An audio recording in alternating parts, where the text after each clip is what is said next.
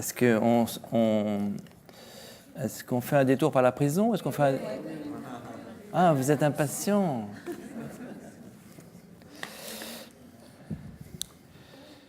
Alors, ben, je ne sais pas, est-ce que... En fait, tu parlais tout à l'heure, je vais te laisser la parole, tu parlais tout à l'heure de spatialisation, et tu fais une chose que je trouve très importante dans les cellules, pour les quelques cellules que tu as éclairées, c'est-à-dire quand même pas mal, c'est que tu offres la possibilité aux personnes confinées dans ces espaces un peu étroits de spatialiser justement leur lumière, c'est-à-dire de faire varier la perception qu'ils ont du volume. Tu peux nous parler de ça ? Oui, alors ce travail, ça s'est fait dans le cadre... C'est drôle d'ailleurs, c'est sous Marie-Lise Lebranchu, qui avait lancé un plan d'humanisation des prisons, des centres de détention. Et avec Architecture Studio, on a été lauréat de la construction de 3 nouvelles prisons à Liancourt, à Choconin et à La Farlède. Et l'administration pénitentiaire nous a demandé vraiment de faire preuve d'innovation. Alors les architectes sont arrivés avec plein d'idées innovantes, notamment celle dans les cellules de faire des barreaux à l'horizontale, ce qui permet de ne pas couper le regard.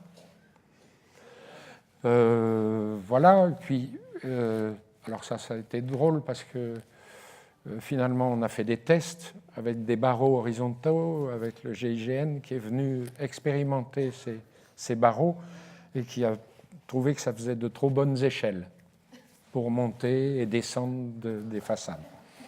Et du coup, on a toujours ces barreaux verticaux, mais qui coupent vraiment le regard. Et le regard en prison est constamment contraint, constamment. Tout à l'heure, dans le spectacle, c'est drôle, les premières interventions, la première intervention, c'était sur la relation à la lumière extérieure, et c'est cette relation à la lumière tout de suite qui est venue, et puis l'autre intervention, je ne me rappelle plus. Bon, bref, voilà. Et dans les cellules, j'ai travaillé à essayer de, même 9 mètres carrés, j'ai rajouté, l'éclairage actuel, c'est un plafonnier. Et c'est une seule source de lumière zénitale qui explose tout l'espace. Et voilà, à ça, j'ai rajouté un luminaire au-dessus du lavabo et j'ai intégré un luminaire. Alors, on était en encellulement individuel au départ. Et j'ai rajouté un autre point lumineux au-dessus du lit, comme on avait dans les trains couchettes autrefois.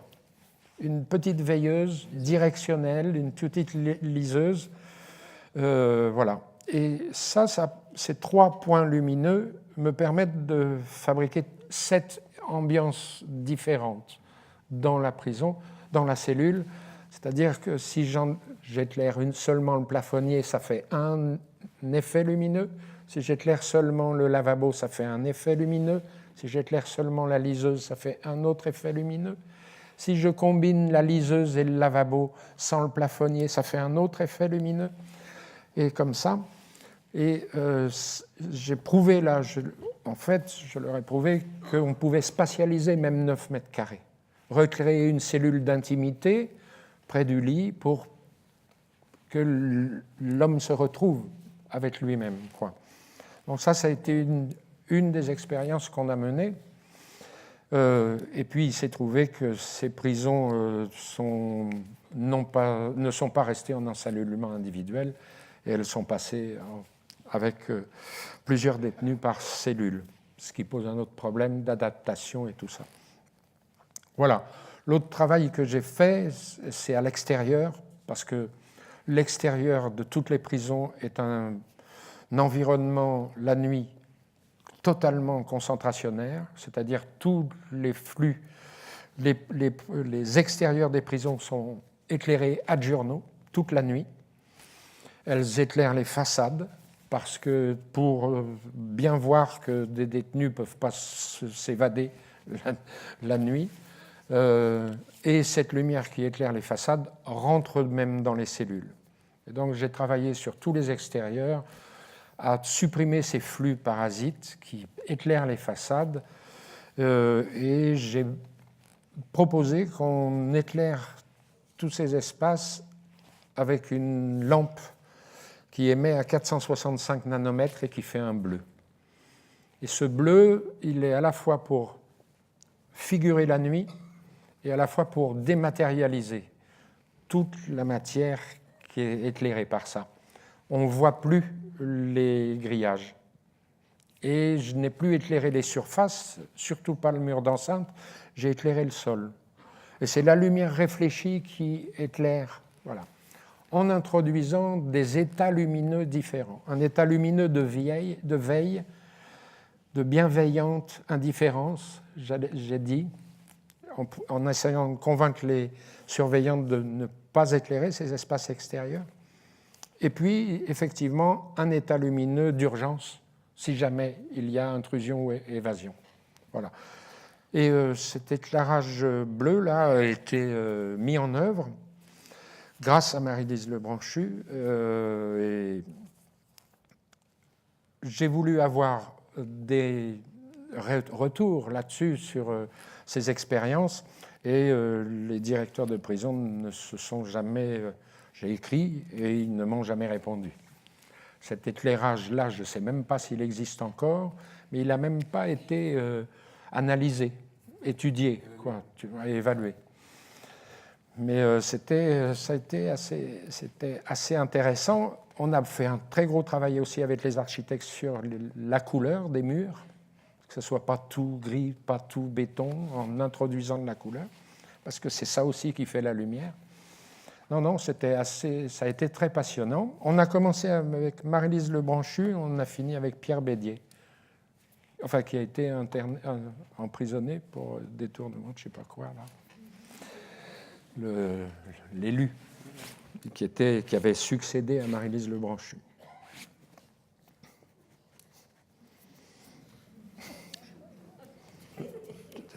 C'est pas grave. Non, pas du tout, ça arrive, absolument. Enfin, c'est grave pour lui, mais...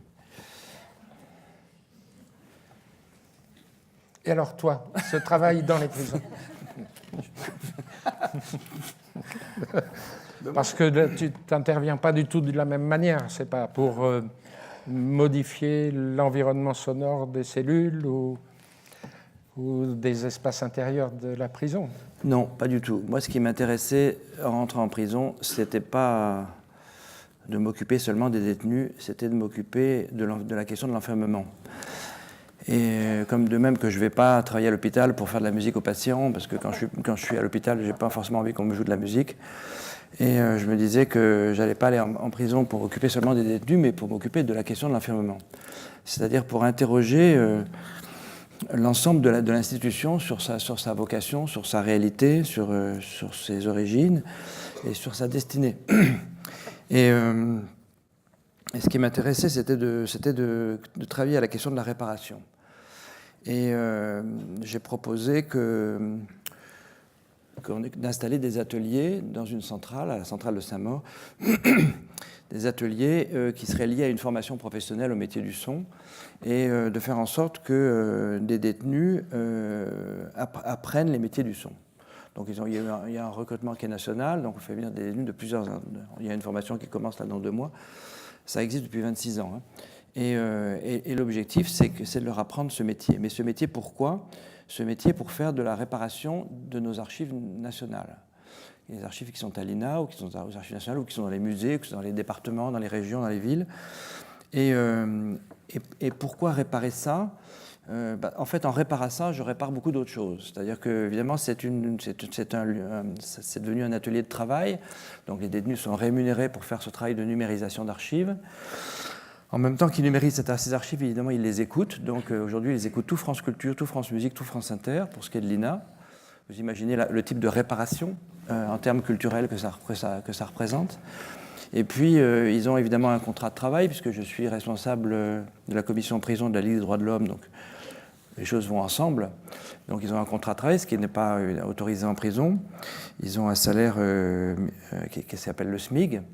Et puis, je m'interpose du coup entre le donneur d'ordre, celui qui veut numériser les archives, et l'administration pénitentiaire, pour faire ce règlement. C'est-à-dire que, je ne veux pas parler forcément de l'INA, mais n'importe quel donneur d'ordre pourrait payer moins cher cette numérisation et l'administration ne serait pas gênée que les détenus soient moins payés.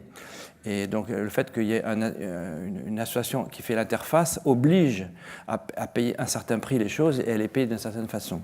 Donc ça aussi, c'est de la réparation. C'est de la réparation d'un dispositif politique qui s'appelle le travail pénal. Mais au-delà de ça, il y a aussi de la réparation dans les relations entre les personnes, entre les surveillants et les personnes détenues, entre les personnes détenues et elles-mêmes, entre leur passé et leur avenir, sur la question de la prise de distance que permet l'écoute par rapport au monde. C'est-à-dire que très souvent, la plupart de ces personnes incarcérées, ils sont incarcérés pour des raisons... Enfin, en tout cas, ceux que je rencontre beaucoup, ce ne sont pas forcément des personnes récidivistes, c'est pour beaucoup des primaires, enfin, il y a de tout. C'est-à-dire, c'est des gens pour qui des situations se sont mal passées à cause d'un excès du corps. C'est-à-dire qu'on est face à un problème grave, mais ce problème, au départ, il n'était pas grave. Et puis, il a dégénéré, il est devenu de plus en plus grave. Et on ne le voit pas arriver comme devenant grave. Il n'arrive pas d'un coup, il arrive petit à petit.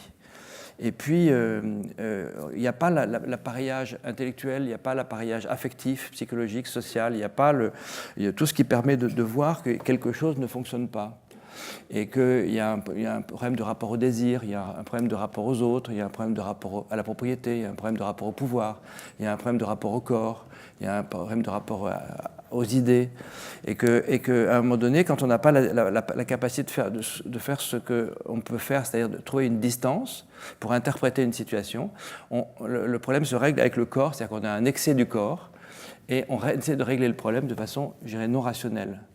Et ça nous entraîne à faire des choses extrêmement graves, dont on n'a absolument aucune idée de la gravité, à moins de se faire aider par des stupéfiants ou par l'alcool. Puisque vous savez que dans 80% des crimes, l'alcool est impliqué, soit en causalité, soit en corrélation. Soit c'est parce qu'on a bu qu'on a fait ce qu'on a fait, soit on a fait ce qu'on a fait parce qu'on avait bu. 80% des crimes impliquent de l'alcool. C'est-à-dire que du coup, là, on voit qu'il y a un excès du corps. C'est que le corps, c'est le corps qui fait, et c'est plus la tête. Et la tête aurait pu, à un moment donné, demander le recours au langage, le recours à une médiation, le recours à plein de choses, mais elle ne l'a pas fait. Et du coup, ce qui m'intéresse, c'est de réparer ça.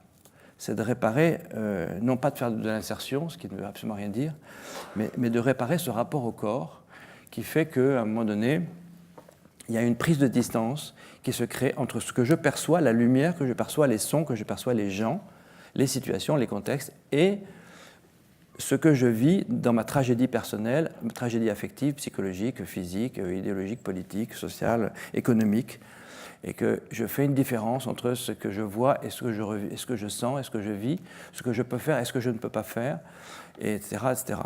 Donc j'ai mis en place ce système depuis 26 ans, je pensais que ça durerait 6 mois, 1 an, je ne savais pas que ça continuerait, je ne savais pas que les surveillants m'aideraient à ce point-là, je ne savais pas que l'administration serait capable de collaborer à ce point-là, et je ne la blanchis pas pour autant de toutes les choses que vous avez entendues tout à l'heure.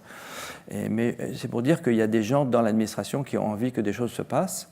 Et quand elles sont organisées de façon militante, esthétique, artistique, sociale, culturelle, économique, etc., il est possible de changer le monde. Voilà.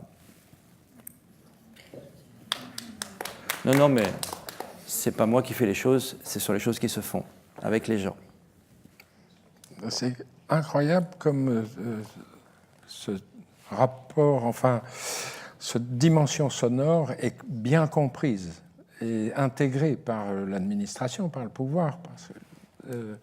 Et à quel point la lumière n'est pas du tout intégrée.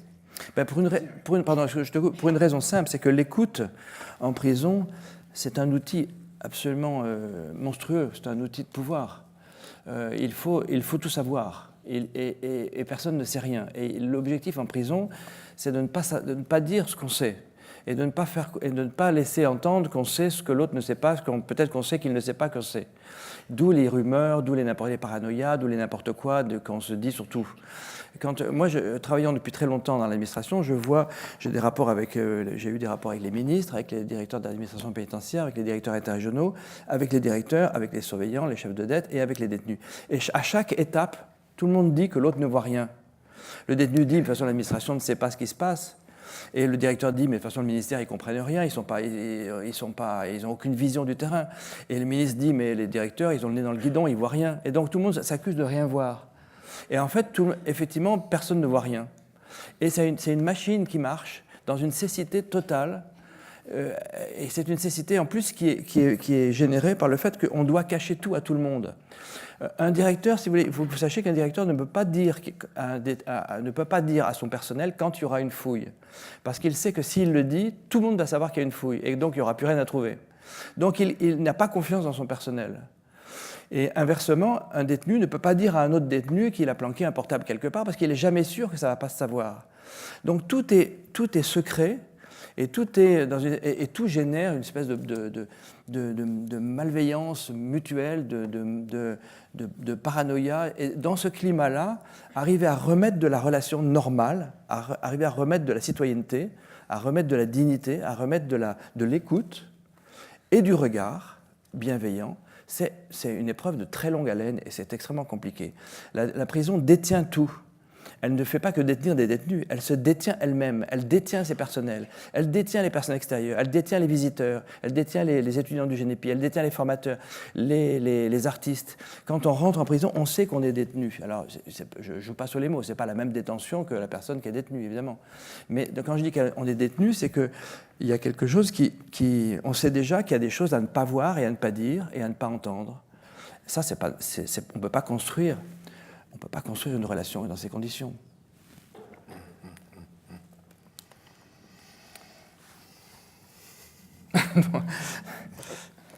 C'est désespérant. Ben justement, ce n'est pas désespérant. Parce que d'abord, on se le dit. Et puis, moi, j'ouvre des micros et toi, tu allumes des ampoules. Et on se parle. Et on se bat. Et les choses avancent. Moi, je pense que l'administration pénitentiaire est l'administration qui a le plus avancé en 20 ans, beaucoup plus que l'hôpital ou l'école. Peut-être c'est pas vrai, mais quand je vois quand même comment tout ça a bougé, franchement, bon, c'est pas pire. On est loin du compte.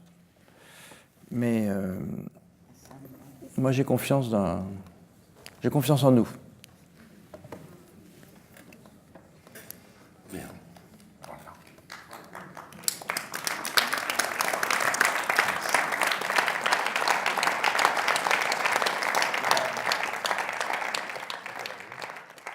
On est au bout.